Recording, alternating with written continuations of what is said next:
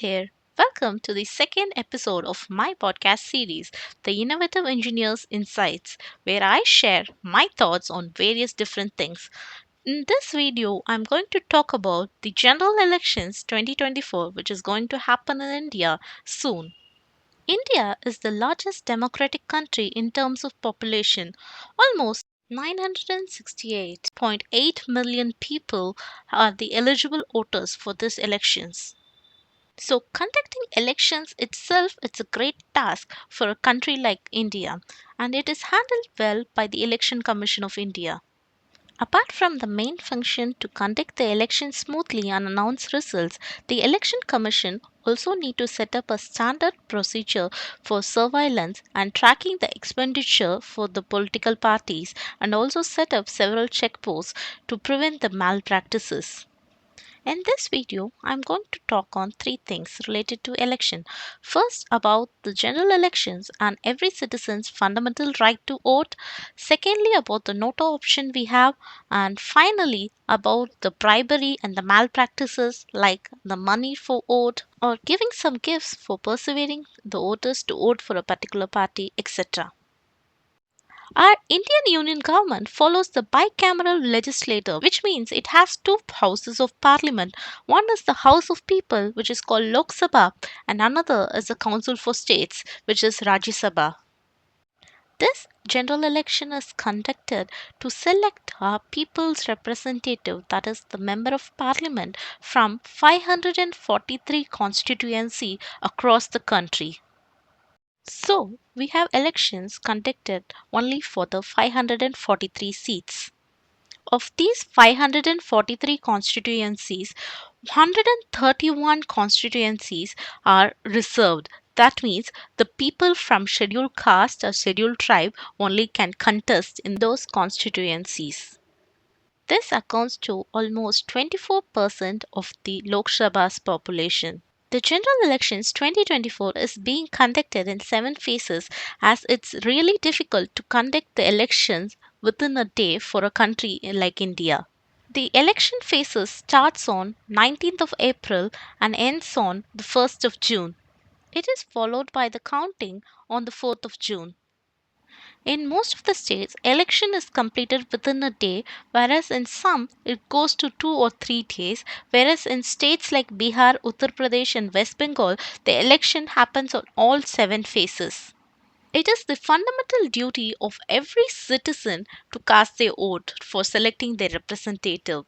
Looking at the previous 2019 Lok Sabha elections, the percentage of people who expressed their right to vote was 67.1% across 542 constituencies, as in one constituency the results were stopped.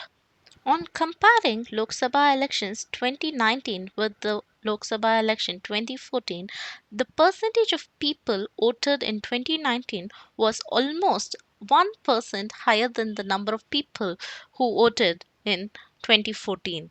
Though it is a significant increase of 1% margin from comparing the previous election, still in 2019 the percentage of voters who casted their vote is less than 70%, and almost 30% of people didn't vote for several reasons, might be health or might be working in a different country or some other reasons. Sometimes, even being available, people don't go to the polling station to cast their vote because they don't find any of the candidates to be deserving. In such cases, people rather stay at home instead of going to the polling station to just vote for NOTA. For the next few minutes, I'm going to discuss more about this NOTA.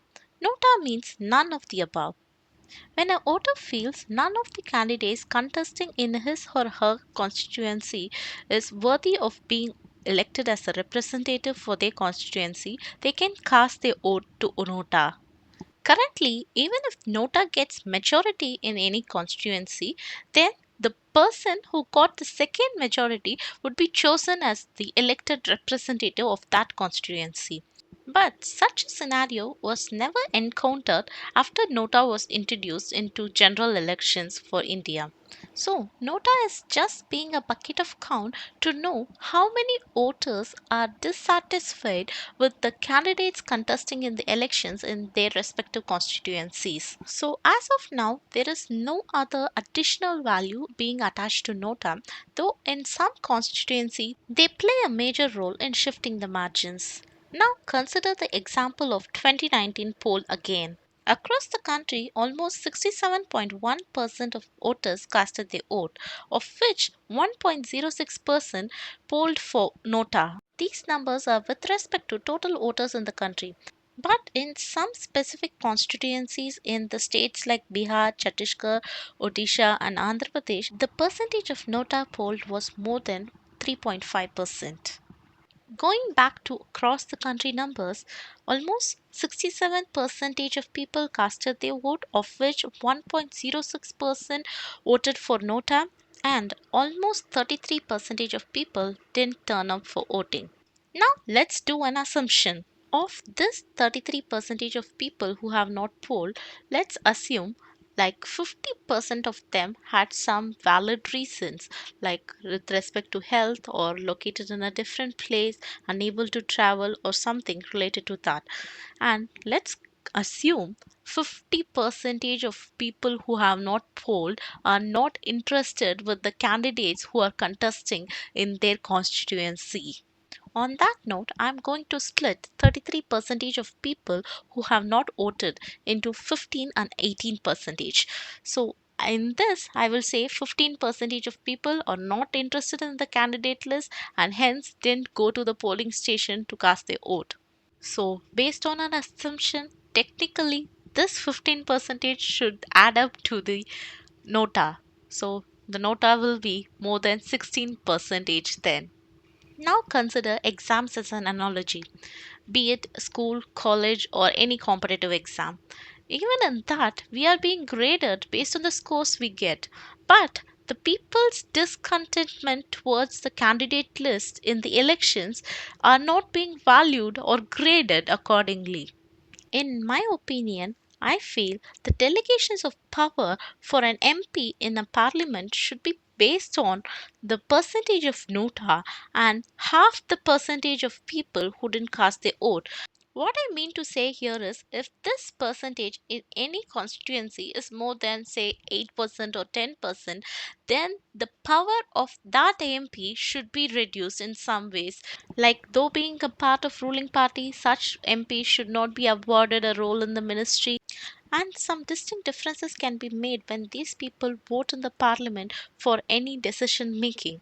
After all, democracy is of the people, by the people, and for the people. So, the voice of everyone who cast for Nota and who didn't cast their vote must also be heard. Please do let me know in the comment section below your thoughts on this and what constitutional amendments should be made to make India a better democracy. Now, let me get into the final part of the video, which is much debated. That is bribery and malpractices involved in an election. According to section 171B of Indian Penal Code, it defines bribery in any form in an election or during an election as a punishable offense. But in every election, we hear stories around that money is being circulated by different political parties for persuading the voters to vote to their party. Giving money or gifts to vote for a particular party is not at all right in a democracy. In a country with 968.8 million valid voters, it is practically impossible to bribe everyone to vote. So, what is happening? So, how we hear stories on money being circulated? In every constituency, there are certain group of people who will act as vote shifters.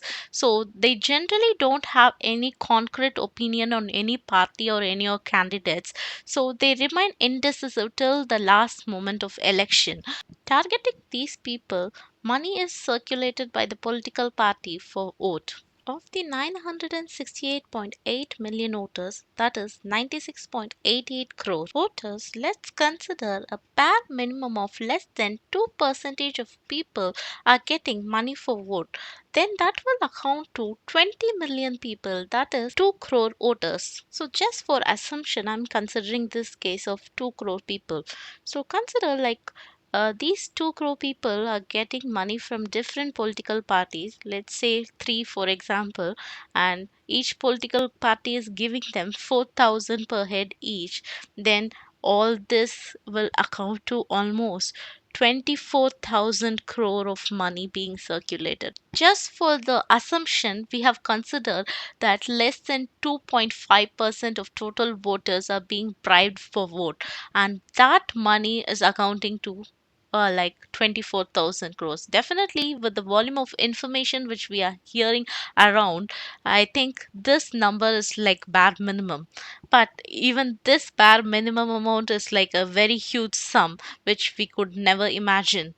So, according to the available sources, an average income of an MP is less than 12 lakh per annum. If you consider all the 543 MPs together in the 5-year tenure, then the total sum is less than 350 crores. Now look at a sample workout, which is 24,000 crores.